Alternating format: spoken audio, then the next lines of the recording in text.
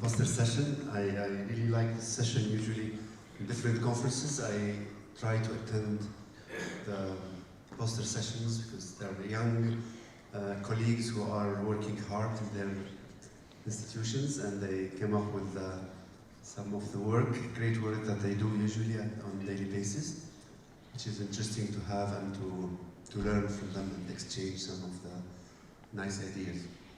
So there will be 3 of them presenting.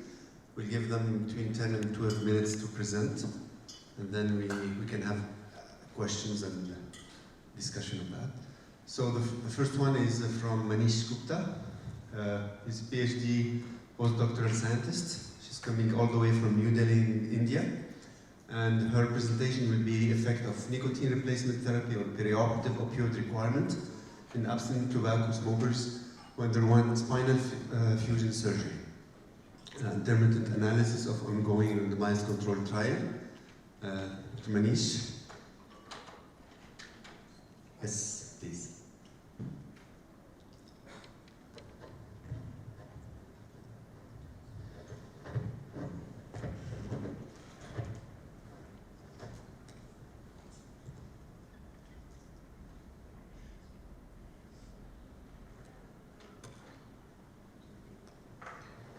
Very good morning to all of you. First of all, I would like to thank organizing committee for giving me this opportunity to present our work in this prestigious conference. I am Dr. Manish Gupta, working as postdoctoral scientist in Department of Orthopedics, AIIMS, New Delhi, India. The title of my presentation is Effect of Nicotine Replacement Therapy on Perioperative Opioid Requirement in Abstinent Tobacco Smokers Underwent Spinal Fusion Surgery. And this is our intermittent analysis of our ongoing randomized controlled trial. So that in India there is general decline in the smoking prevalence from the 27 to the 24%, but over the last 15 years, the absolute number of male smokers has increased substantially, and that the previous study showed that the smoking or tobacco use has been associated with negative outcomes in various orthopedic procedures, and the forced abstinence from the smoking in hospital from their admission to the discharge period, there is the mild nicotine trigger nicotine withdrawal that results in the hyperalgesia or lower pain threshold in after surgical procedures. And the previous studies using the electric shocks or exposure to freezing water indicated that the nicotine deprived smokers had a lower pain threshold than the smokers. So the previous studies on the effect of nicotine replacement therapy, they have used that transdermal patch. There is no benefit was observed in the pain scores and the reduction in the opioid requirement in the smokers. And the previous studies, they have used that nicotine patch, they have used in the dose of 5 to 15 milligram, and they have applied that patch just before the induction. But in our study that we have selected the higher dose of that nicotine patch, that is around the 21 mg of dose was administered, and that patch was applied that one day just prior to the surgery. And we have hypothesized that the nicotine replacement therapy may be associated with the reduction of perioperative opioid requirement in abstinent tobacco smokers undergoing spinal fusion surgery under general anesthesia. So with this hypothesis, we have designed our objective to estimate the total morphine consumption in patients administered with placebo patch, that is the group A, and patients with the nicotine patches, that is group B, in patients undergoing spinal fusion surgery. Our second objective was that to assess the pain scores at rest and movement at different time intervals post-operatively, and to correlate the nicotine levels in the blood in 24 hours and after 24 hours and pre and post-operatively with the post-operative morphine consumptions. So with this objective, we have designed a double-blind randomized controlled trial in which patients from 18 to 80 years of age group with history of smoking, with low back pain, with radiculopathy, spondylolisthesis, and PIVD, and planned for spinal fusion surgery under general anesthesia with ASC grade 1 or 2 were recruited in this study, and all major comorbidity patients with BMI more than 30 with history of drug abuse were excluded from this study. So this was our overall study design in which the spinal fusion cases were screened from the orthopedics OPD, and the total 60 patients planned for spinal fusion surgery under general anesthesia were recruited and were randomized and divided into 2 groups.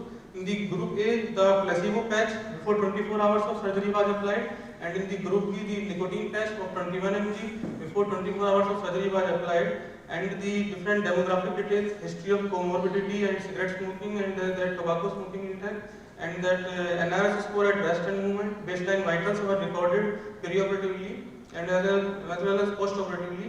The PCA morphine pump was attached and the post-operative morphine consumption was also recorded. From both the groups, the 3 ml peripheral blood was collected perioperatively as well as 24 hours after the surgery, and the enzyme-linked immunosorbent assay, that is ELISA, was performed to measure the nicotine levels.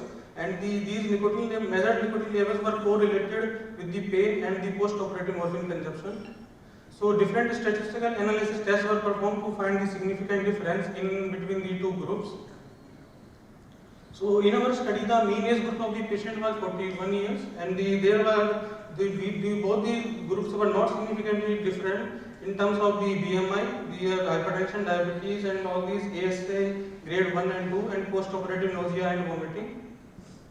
So this is the plot of our baseline vitals for the patient with the nicotine patch and without nicotine patch, and there was no significant difference in terms of the baseline vitals for both the nicotine patch group and the without nicotine patch groups perioperatively as well as the patients in the post-anesthetic care unit.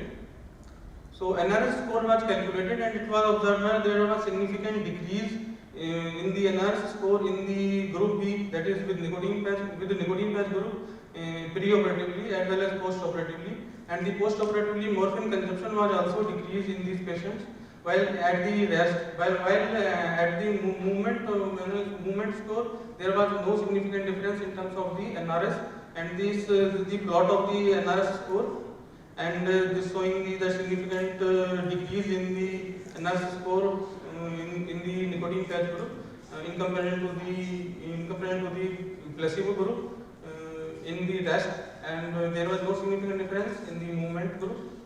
So the nicotine concentration was calculated and the ELISA was performed, and the readings were recorded at 450 nanometer of optical density, and the nicotine concentration was calculated from the standard graph, and it was observed that there was no significant difference in the preoperative nicotine levels in both the groups, while there was significant increase in the nicotine levels in the post-operatively and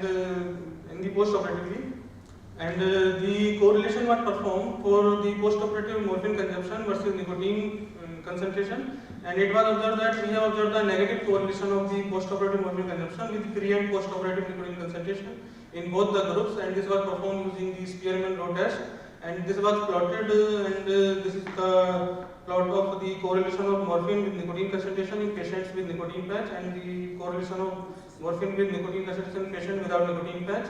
The blue dots represent the post-operative nicotine levels and the orange dot represents the pre-operative nicotine levels.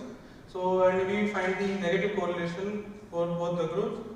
And so this is the summary of our study. In this trial, we have recruited total 60 patients, 31 were recruited in the non-placebo group and 29 were in the nicotine patch group, and there was no significant difference in both the groups with respect to age, BMI, hypertension, diabetes, and all ASA grade and perioperatively baseline vitals. So the NRS score was lower in group B when compared with the group A, and the pre and post operatively when the NRS score at rest was significant, and the Mann-Whitney test found the significant effect of nicotine concentration in the post operative group, and our study finds the negative correlation of the post operative morphine consumption with the pre and post operative nicotine concentration in both the groups.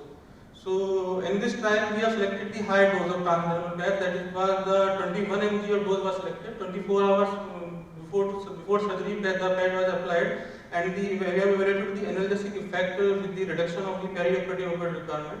So we have evaluated the significant effect of the pain control and the reduction in the post-operative morphine requirement by the administration of the 21 mg of the transdermal nicotine patch. The previous study showed the contamination findings of the study due to the administration of the transdermal patch just before the induction. So in our study, we have applied that patch the 24 hours before the surgery, and so to strengthen our results, we have performed the ELISA to calculate the nicotine concentration in the post-operative group. Additionally, that we have found that the negative correlation of the post-operative morphine consumption with the nicotine concentration, which suggests that the analgesic effect of the nicotine, and our study recommended that we should focus on the application of the patch on the time duration for complete transfer of the nicotine from the transdermal patch into the blood level of the patient. So with all these results, we can conclude that the administration of the high-dose transdermal nicotinamide, that is 21 mg, 1 day prior to surgery resulted in a significant reduction in post-operative opioid requirement in patients underwent spinal fusion surgery. Additionally, there was a reduction in the pain scores there with the use of transdermal nicotines. So, however, we are in the middle of our study and we have recruited 60 subjects, but we have planned to recruit more than 100 subjects in this study. So, the larger sample size is required to draw any conclusive decision on the use of this transdermal nicotine patch in perioperative opioid requirement of patients undergoing surgical intervention. Thank you. Thank you. Thank you for being on time. Any questions? I have a question. Did you follow these patients for long term, for example, of 6 months, 1 year? This is actually our currently ongoing study. So till now we have observed up to 1 month only. So we are currently observing these patients. We have planned to observe these patients up to 2 years after their surgery. So this is actually our currently ongoing study, and we are in the middle of our study. So till date we have recruited only 60 subjects in this study. So we have also planned to recruit more than 100 subjects. So for any conclusive decision. Okay. Any other ideas? Yes, please, Mr. Shravan. Mike, please, if you don't mind there.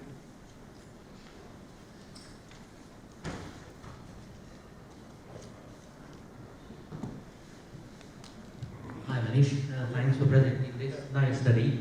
I know it's intermediate results, only 60 patients. What was your definition before starting the trial on post-op opioid consumption when you say significant? Sorry? What was your definition using post-op opioid consumption on PCA? When you say significant reduction has happened, have you used a trial before to find out what would be your statistical analysis? So this is by our statistical analysis only. Right, right. So how much reduction was targeted as significant reduction? Was there a range, or did you use a term to define that before you started the trial? Actually, that we have compared both the groups and we have applied the statistical analysis. So with that only that we have find actually that when we recruit the more number of subjects, that only we can come to any conclusive decision. Thank you. Yes, Dr. Maki. Morning, Dr. Manish. You know quite well, nicotine is a strong hepatic enzymes inducer. Yes, sir. So we expect and we see normally more consumption of opioids with patients or, heavy smokers. So how can you explain pharmacologically the opposite effect? Sir, right now that we have checked